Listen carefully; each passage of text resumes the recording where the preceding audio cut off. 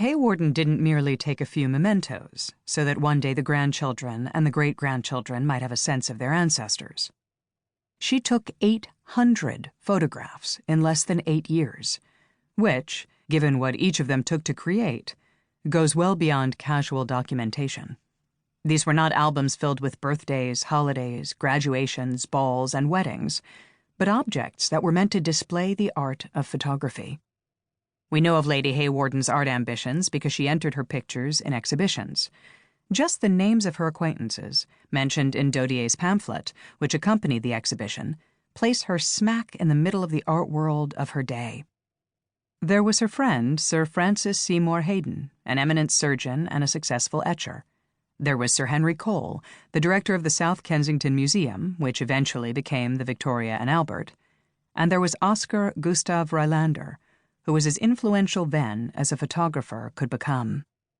But all this traveling in the right circles didn't mean that there were no barriers for Lady Hawarden and her work. It's no accident that until recently she didn't turn up in the art history books. There is the fact that she was expressing herself with photography, a medium that had just begun its struggle to be respected as an art form. And, of course, that is not the only bias that Hawarden experienced. Would a eulogy to a man comment, as Rylander did of Lady Hawarden, that the photography community had lost a member as useful as a clasp and bright as a diamond? We know the answer, just as we know that Lady Hawarden and her daughters, no matter what privileges they enjoyed as the rich and beautiful people of their time, were born into lives with set patterns to which there was really only one acceptable answer: I do. That is what makes these photographs so familiar and so moving. If these aren't women's photographs, what are?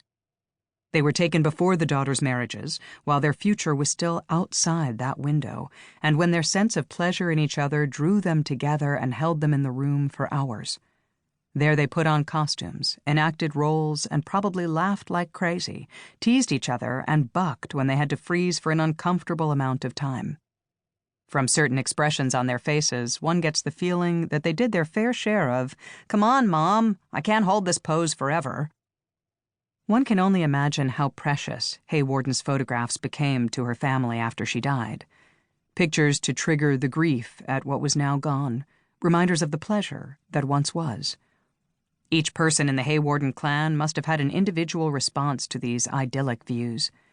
To the child who was only a year old when Hawarden died, they surely meant something different from what they meant to the older girls who were there in that room and who became part of her art.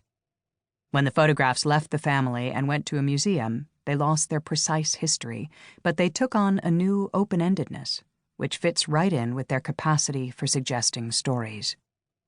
Unfortunately, it's clear why they had to wait so long before being taken seriously enough to be put on exhibition. Everything about them projects that gender, feminine, and that place, home. There has been plenty of room in art history for works that depict interiors, and they often include families and pets.